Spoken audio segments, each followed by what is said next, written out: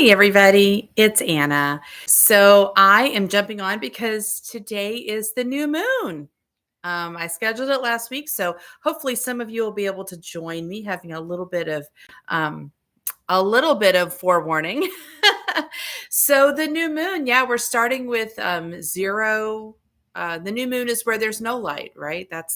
It's so funny how it seems like it's so logical, the new moon, the full moon, but in my mind I keep getting them confused. So tonight we would have no light, right? So we're all the way down to no light. And of course the new moon is where we prepare for the full moon. So hi, horrifying person. Oh, good. You said you sent this link to somebody else, so maybe there'll be at least three of us here today. So yeah, I did share, I've kind of made it my goal the last few times I've had a live stream with the full or the new moon, to follow up on the spread that I pulled for myself or for anyone else, for us as a group, and just share how it was developing. So this time I actually completed that. I went back and talked about the 3 cards I pulled for the spread, and some of you interacted with that. So feel free to share now, or if you're in the replay crew, to share what happened in the last 2 weeks when you were working from the full moon. That was the crow moon, is what we were just coming out of. And we are heading towards the pink moon. So we're going to talk a little bit about the pink moon. And of course, I'm going to pull a spread. So I have my cards ready. I've already shuffled them. As you know, I don't shuffle live because I drop my cards. So if you want to pull your own spread today, you can have your spread ready, or you can borrow mine. We can work together as a group. So let me just see people who are here. Oh, hi, Katie. Thank you for letting me know your name. Hi, Dolores and Heather. All right. All right, good. So we are here. Actually, the solar eclipse is happening today. No, the solar eclipse, yeah, is happening today. Although we are very, very cloudy here in the southeast. So it looks like we're not going to be able to see it. But I know a lot of people are getting ready for that. And actually, in the notes I saw today, it talked about today, like the solar eclipse, even like making things bigger, like it's more of a larger impact because of the solar eclipse. So you can let me know if you feel that. I tend to not notice things unless I'm paying attention, like deliberately paying attention. So I'll see how it works for me today. So anyway, the pink moon, it's the name given, at least the piece that I read was talking about how it's the pink of the blossoms. Like spring is here, things are blooming out. In Alabama, the spring has already sprung. We have lots of pollen, lots of plants coming out. So, but I also wanted to see if there was any other way of calling the moon, any other names for the moon. Of course, there's lots of them, but one name that caught me in particular is from the Anishinaabe people, and it's the sucker moon. So we're not to the full moon yet, right? That's 2 weeks away. That's the pink moon or the sucker moon. So we are in the new moon where we're going to get ready for that full moon, right? So the work of the full moon. So the pink moon is about things springing and, coming to life and blooms, but the sucker moon actually connects specifically to the return of the sucker fish, which is this, in this tradition, the Anishinaabe tradition, it's the suckerfish return from the spiritual world to go into the rivers and to purify the rivers. They're cleaning out the rivers, so making room for more flow. And I really thought that was interesting, like kind of clearing the path. Another thing that comes up with this moon is getting rid of weeds and debris, kind of like we're making room for spring to come, and we're clearing out the old detritus that might be in the way for that. And so I like that as a theme of sort of clearing out the detritus. So there is room for new roots to kind of find their way into the soil and new blooms to come up. So I thought the theme we could use for the new moon in preparing for the pink or sucker moon is loosening up our own soil.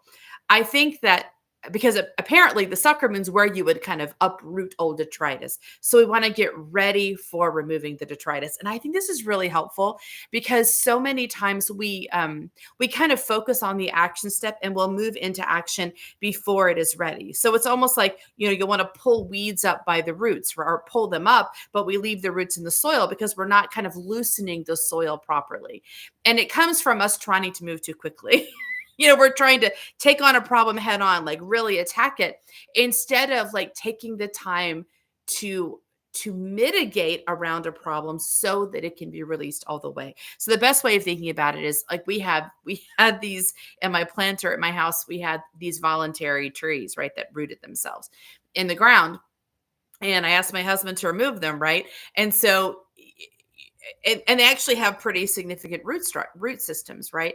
So my husband waited until it rained and the roots were nice and soft and the soil was soft before pulling them up so he could pull up the whole root system, right? So I thought about what we could focus on in the spread today is how do we loosen the soil in our lives so that we can get a almost like a voluntary release of old detritus, old roots, instead of forcing it, pushing it, and kind of ripping something out of the ground. We're going to see if we can, what are the action steps we can take to loosen our own soil so that whatever needs to be removed can be removed easily and kind of in cooperation with itself. So I was thinking about, I don't know if you're familiar with the Gene Keys system, but it's a system sort of surfaced by Richard Rudd. I love the system, and I use it with two of my groups. I'm in the middle of using the Gene Keys, but I love how he talks about the difference between. He talks about the use of contemplation. And he says contemplation holds the middle ground between concentration and meditation. So concentration is working really hard, focusing and putting a lot of energy into something. And meditation is sort of a passive engagement of something. We're not engaging it at all. We're just observing it, right? But contemplation is where you bring these two together. There is engagement, there is movement, but it's very gentle, relaxed movement. You're almost playing with something to help it release. And so I like the idea of kind of softening. I tend to be someone who does more concentration. Actually, I go back and forth because I'll be really focused, then I'll totally disengage. Like I engage and I drop it, and I engage and I drop it, right? But contemplation is a way to sort of stay engaged in a light, gentle, easy way, because that's the way things move the best. That's the easiest way to move things. We don't look at things like an enemy to be attacked or a problem to be focused on. And we don't look at it as something that has nothing to do with us, like meditation, where you're being totally impassive. We're looking at it as something we're engaged in, but in a very light, gentle way. So I thought the spread this week or this for the new moon could be about engaging contemplatively with the debris that's ready to release. So we can just ease it, gentle it, kind of soften it so that maybe when the sucker moon or the pink moon comes, we are ready to really lovingly remove the debris and make room for something else to come. Let's see. Looking at the eclipse. I got too far down. Let me see if I'm missing people. Okay. All right, yeah. Heather says the Placo suckerfish are an amazing fish. Is that what they're referring to in this tradition? I didn't know the name, but they just called it a suckerfish. So yeah, deep rooting. Yeah. All right. So I'm going to start by just pulling my three. And the three questions are just going to be like three different ways to gently and lovingly kind of contemplate and soften whatever the areas are in our lives that we're going to want to remove or release. I'm going to ask that question for myself. And of course, if you want to use my spread, you can. And if you want to pull your own spread, you can. And I'm going to go through all three of mine just to get my spread done. And then if you want to share what your cards are, we can do that then. So first question, what's one way I can contemplatively, I say contemplatively, I mean like soften the edges of anything that feels stuck, anything that's ready to release, not ripping it out, but like preparing it to be removed. So my first card is Two of Cups. Oh, that's nice because Two of Cups is about loving. It's about communion. It's about the meeting of hearts, right? So what a nice sort of way of engaging something you're ready to release. We're not looking at it as an enemy. We're kind of honoring it, loving it, because the things in our lives that are still here are likely things that served us in some way. They had some purpose. There's the structure had some gifting to us, had some necessary piece. And we can kind of honor it and say, yes, I recognize the value of this. It's just that it's time to part ways. The way you would with, a lover or a friend who you're just growing apart. You don't go, oh my gosh, I'm going to invalidate the whole relationship and say it. it was no good, you're going to say it has been valuable. I have honored it. I've shared my heart with this, shared my space with this, and I want to give it the love that it needs. Also, I think that love does tend to soften everything up. Like when we come to ourselves with love, then whatever is ready to release sort of naturally falls apart, falls off. It doesn't have to be like wrenched out, or we don't, it's not an act of will to remove something. It's an act of love that just sort of gently releases things and like sends it on its way. Like we're parting friends, we're parting lovers, validating each other, validating the journey we've been on, and knowing it's time for the journey to part. So that's kind of a neat way of engaging whatever I'm trying to release. So I'm gonna definitely keep that in mind. What does it mean to love? To love the thing I'm trying to release so that it naturally softens and lets go. That's a cool card for that. Second card, just the same question, just another way of softening the roots, softening the soil system. Empress reversed. All right. Well, Empress is about creative flow and manifesting, like when things are popping into the world. So this would actually be upright. This would be, to me, it would be the surfacing of new things, the plants breaking the surface, right? And the reversal to me would be about kind of going back to high priestess work, which is germination, which is tending to the underground, being gentle, being quiet, not taking action. This is more about minding and tending to our underground, to the womb, right? To the womb space in our lives. So again, it is about quiet and loving. And actually, if you make the Empress reverse the high priestess, these are both two cards, which is about germination and rooting in. That's interesting. Third card is going to be Ace of Swords reversed. So the ace is the beginning card, the seed point of the trajectory. Swords are about the mind. They're about ideas and beliefs and strategies, right? So it's the mind starting something new, like it's ready to take on new ground, ready to, conquer the world. It's reversed. So I would read that as asking the mind to pause, to wait. It's not time to start something new. We are cleaning up old stories, old debris, old gravity. We're taking the time to and also that's underground work. It's not above ground work. The mind doesn't know how to do below ground work. It only knows how to engage what it can see, right? It can see and contemplate and arrange and strategize around. So when the work is underground, the mind has very little to do, or really nothing to do, except to kind of wait around and hang on. So I would see this reversal as basically saying, there is going to be something new, right? There is going to be something new to take on. The mind's going to be given a new task, a new thing to learn. But right now, we're just asking the mind to hang out, wait a bit, let us finish this work. Let us clean up the soil and kind of soften the soil so that the way is clear for the new thing to start. Anyway, that's how I would read my cards.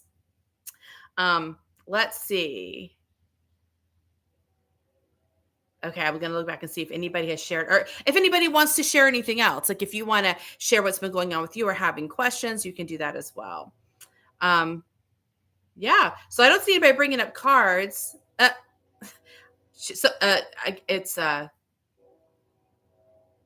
someone. I forget. You said your name was. I just scrolled too far down. Not horrifying person. You said your name. You told me your name up here, and I've already forgotten it. Sorry. Whoops. I can't navigate this well.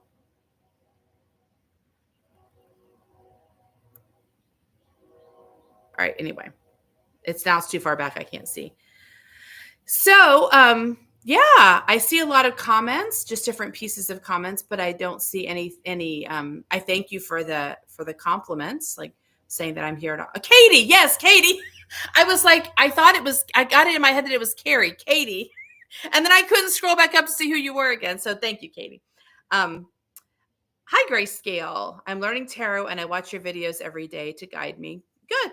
Definitely. I'm glad anything that I can offer, I'm glad it can be helpful. But of course, as I've said so many times, you will learn your own language. And sometimes it might match mine and sometimes it won't. So notice when the cards show you something different. I think someone mentioned my last live stream, like what if the card's facing forward or backward? Like if it was the court cards. And she said, what if they're facing left or facing right?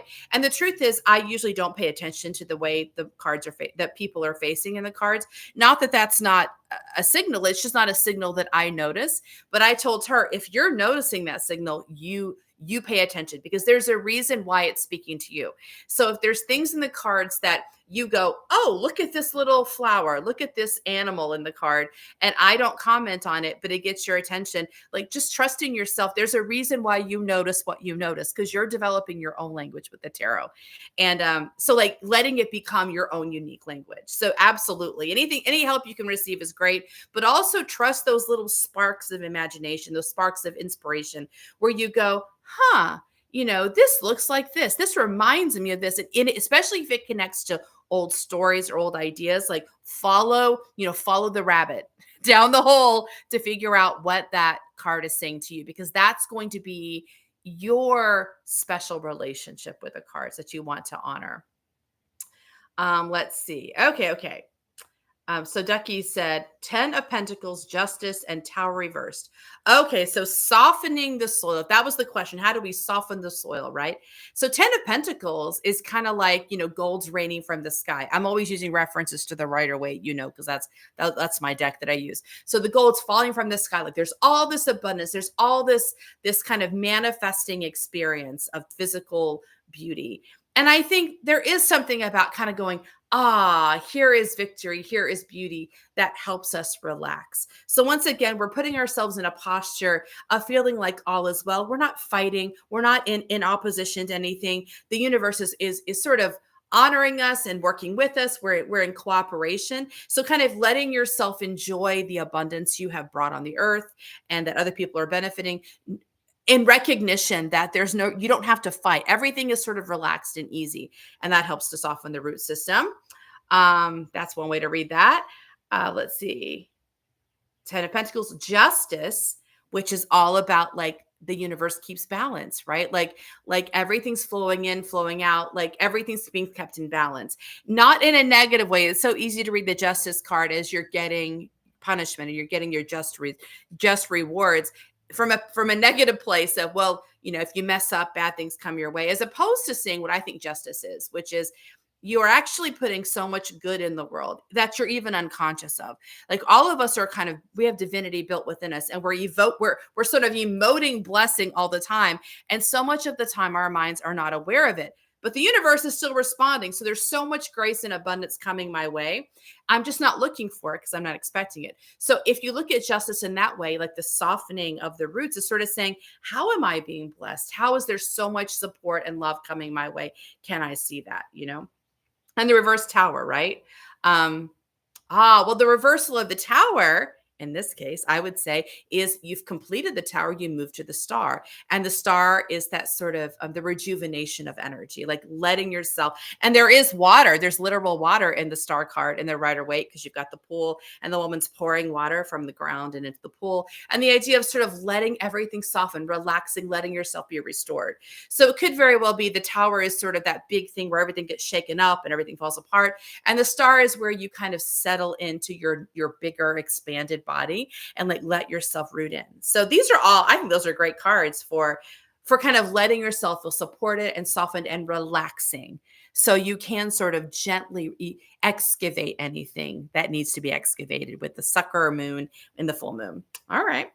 Let's see. Knight of Wands, Temperance, and Page of Wands all upright. Wow. That's Heather. Knight of Wands is like really energetically like, wands, both of the wands are about passion and fire and inspiration. So they are really active cards. And the Knight is about taking action, moving. So it could actually be that you're being called to soften by almost like you're stretching your muscles. Like maybe you haven't been moving very much, or you felt like you haven't been inspired all the way, or you haven't known what to do. And it's like, yeah, get in flow, get moving, get that passion flowing, right? Page of Wands and Knight of Wands. So Page is about kind of following your new passion. Knights is about taking action. And Temperance is about finding the balance between your divine and your spiritual, your divine and your human self. So finding that magic balance point. So it could very well be that you're being called into passion, into movement, maybe because things have been sort of still and stagnant. It's almost like you need to get your blood flow going. So as your blood flow increases and your passion increases, everything kind of begins to relax and expand. And then you're able to get to remove things that are ready to be removed. I've gone too far down. Okay, let's see. That was that one. Okay, that's that one. Okay. Hi, Niv. I'm glad I can help your mind feel less blank. um, let's see. Let's see if there's any other cards or any other questions. So Heather says she has been feeling stagnant. So good. So this is getting your blood flowing again. So it's basically, trusting yourself to start something new and then taking action and also finding that balance. So that's great. Um, let's see. Anything else? Okay, so FB says, just join the live. The Tower, Seven of Cups reversed, and Hermit reversed. Okay.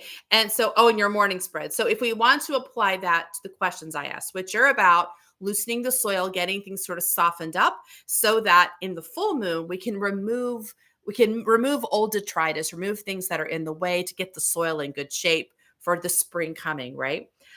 So the first is the Tower. Oh, so the Tower actually is sort of the release of old structures. That's how I see it. So there may be something that it's sort of around you, some old structure, some old system that you're too big for. It's kind of overgrown, and you've overgrown it, and it's falling apart. So that would like be a literal kind of falling apart of something that you can sort of relax into. And I think that actually is a great preparation too. It's almost like, okay, the thing's falling apart so that it can be removed and cleaned up so you can move on. So consider what things are that are trying to release and maybe just relaxing and letting them fall, letting things fall apart. We can trust things that are falling apart because they're falling apart for a reason. They're not falling apart because we failed or because we've neglected it or whatever other story there might be around that. Things fall apart because they're ready to fall apart. So that may be something that could be helpful, kind of helping your mind not fight with that, but like relax into that. Seven of Cups reversed. So the seven is choosing, it's discernment, right? It's making a choice. And in the Rider Waite, the image is the cups are floating in the air. There's seven cups, and the guy has to pick which one he wants. He's going to pick the cup that has the magical gift that matches him, right? Which means he has to follow his heart, follow his intuition to make the choice. The challenge of that card is, of course, we have to trust ourselves to make that choice. We have to go ahead and choose. You don't just sit there forever like contemplating, you take an action. So the reversal of that in this case would mean to me, in answer to my question, an internalization of trusting yourself, trusting your own wisdom. It's really the same lesson almost as the Tower card. If it falls apart, it's ready to fall apart. If I make a choice, it's always the right choice. You can't make a wrong choice because the magic isn't in the choice. The magic is in you.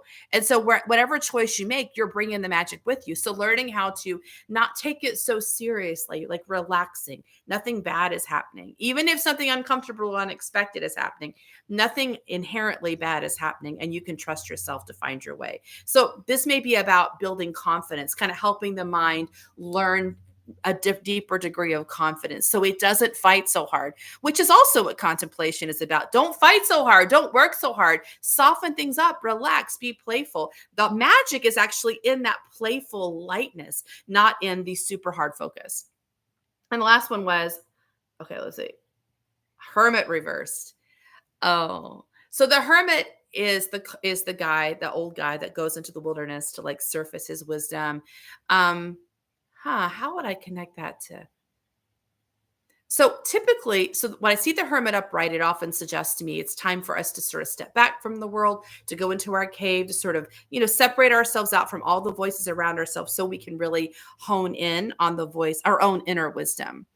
And the reversal of the hermit is almost like returning. I think that's the return to so we go into the cave, not to live in the cave, but to surface the blessing, to surface the wisdom and the genius, and then to bring and to return to the world with that gift in hand.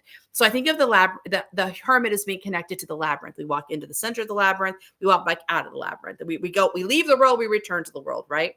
So the reversed hermit then to me would be like, bring it to the world. You've got this gift. You've got this genius.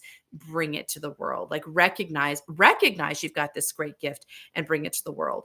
So that does also connect to this confidence, this trusting of yourself. There is something you're bringing to the world. It's already surfaced.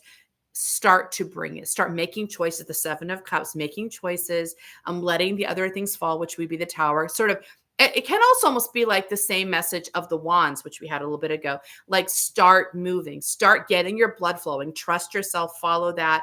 And then everything begins to soften. Then the old things begin to, the things that are ready to be released can be released because you're in motion. You're not just being still. That will be one way to look at that. Let's see. So MG said, I had a short tarot reading today for the first time, and the woman who did it showed me the Tower and said that I had to leave. I'm so confused. Can you help me? I don't leave what? What that means? Like, leave your home, leave your job? I don't know. I mean, I just don't read the cards that way, right? So I wouldn't just tell you to leave. I'd be like, I would ask questions about that. Does something feel like it's falling apart? Does something feel too constricted? Are you noticing shifting? Like, I would ask more questions, because the truth is, when I read for somebody, it's not me telling you something. It's you and I, our souls are like contracted to work together. So as I talk to somebody with a spread, I'll kind of give them my read of it. And then I'll say, does that make sense? And they'll say, well, it kind of makes sense in this way. And then it kind of blooms and blossoms as a consequence of our talking together. Because to me, the magic's in you and in me, and we're kind of doing something magical together. So I don't know what leaving what they're talking at. A woman is talking about. Yeah, I don't know. That would confuse me too. Leave what? Leave my relationship? Leave my state? Like, what are you talking about? So yeah. And also, by the way, as I just said before, you can't make a mistake in your journey, right? So no one can tell you what to do, because how do they know what you're supposed to do, right? Like, any choice you make just opens a new path, and it gives you an opportunity to grow more, to expand more, to find out who you are more and more. So every choice you make opens the way for more choices. And that's what this is all about. We're not here to like make the right choices that don't even exist, because they're right and wrong is sort of just, it's a linear idea that the mind comes up with, right? I mean, some choices may result in things we like better than others, but even if you make a choice that results in not fun things, those not fun things are part of your journey. You get to learn from them, you get to heal from them, you get to transform them. There's lots of great things that happen, even in paths that we don't consciously think we want. So I think the more you feel that out, the more you realize, yeah, it's not about taking advice from others or making good or bad choices.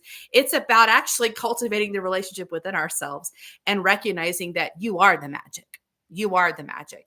And the more you know that, the less peril there is in the world. There's certainly discomfort in the world, but discomfort is not the same as peril. And that's a good thing to remind the mind, because the mind often thinks discomfort and peril are the same things, and they're not. I don't know if that's helpful or not, but that would be my take on the Tower telling you had to leave. I don't know about that. Okay, RV Joey, Four of Wands reversed, Devil reversed, and Knight of Wands. So Four of Wands reversed. So Four of Wands is the image and the Rider-Waite of like a marriage ceremony. You get the Four of Wands. Wands are about flow and passion and confidence. And the Four of Wands is about community, like supporting you and loving you and blessing you. The reversal, then, I think of the reversal as being kind of bringing that internal into yourself. So you might have people supporting you around you, but are you supporting yourself? Which means, are you giving yourself your blessings and your joys and that can actually be like helping the mind to not say the things, the old scripts the mind often has, criticizing us or saying it's not going to work or sort of downgrading things. Like, that script in the mind is working against us. So getting the mind to say positive things, like letting go of the old script and saying positive things. And I think that, as we're talking about loosening the soil, making things softer, the mind needs not to fight with us or with the world. The mind needs to learn how to cooperate, not compete and not judge, but to cooperate. So sort of training the mind to be supportive, to be loving. Maybe that's what the Four of Wands reverse is about. Devil reversed. So the devil shows up when we're ready to break free from an old oppression. It's like this big energy, that sort of underground energy that comes up like a geyser and breaks us free of the devil's cave, right? And the reversal is almost like, to me, the reversal of the devil is kind of like, yeah, I'm always free. Like even when I feel like I'm stuck, I'm really not stuck. There is no stuckness that stuckness is temporary. It's a temporary condition. And if I reverse the devil, it's like I begin to acknowledge that about myself. I'm only ever stuck for a limited time. And it's just, I'm just stuck long enough to give myself a chance to access bigger energy. Because every time you get stuck in something and you break free, you're not just free of that one circumstance. You just expanded your energy experience. You expanded your capacity for energy, which means the more you expand your capacity for energy, the more you are able to evoke blessing on the planet. You're here to become a bigger and bigger source of blessing in the world, right?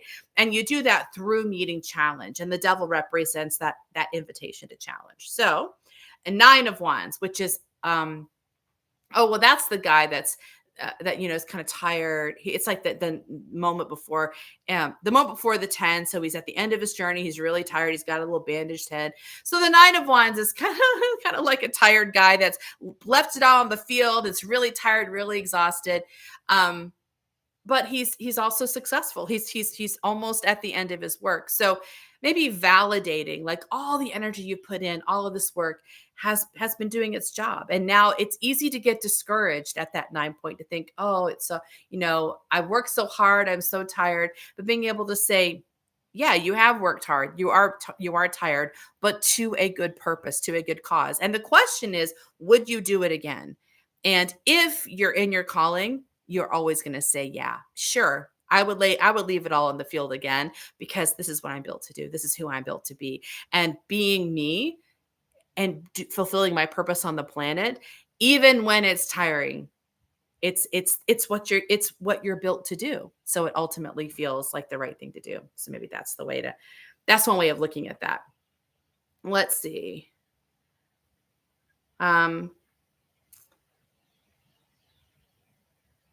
Let's see. I'm looking for with the stop card.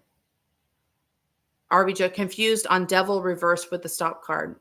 I didn't see a stop card, so I don't know. I don't know if that's I don't know. Well, I'm not sure what you're referring to there. So, Venus, a reverse Knight of Cups on a new chapter. A reverse Knight of Cups. So that's interesting. So, yeah, the Knight of Cups, I think, is the lover knight who like goes into the world singing songs and writing poetry and kind of making love to the world, right? And the reversal might be offering that kind of deep love and affection to yourself. That'd be interesting, right? That is a really important piece is are you your own lover? Like, do you bring yourself flowers? You put on poetry, you read poetry for yourself. Do you offer those sort of the love language to yourself? That'd be an interesting thing to look at. Hi, Cosima. Let's see. Anything else? I don't see anybody. Let's see. The perfect eclipse companion. Well, good. I'm glad. So yeah. So those are the questions I see and the spreads I see. So feel free if there's anything else you want to ask, you can ask it now. Otherwise, if you want to leave comments on the replay, we can do it that way. I will try. RV says, Joey says, I was confused, but you cleared it up. Good. I'm glad.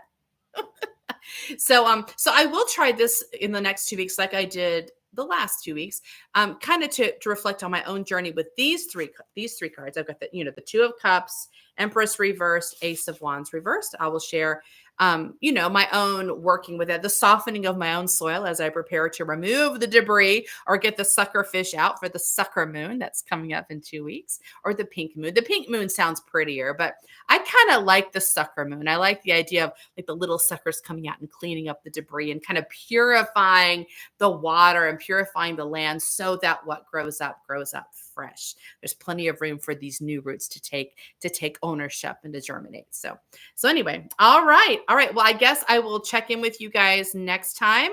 I'll definitely plan a full moon spread for the pink/sucker moon. And I might do another live stream on the in between, if I figure out something to share. But anyway, so I will see you guys later. Have a wonderful solar eclipse and a wonderful running up to the pink and sucker moon. See you soon. Bye.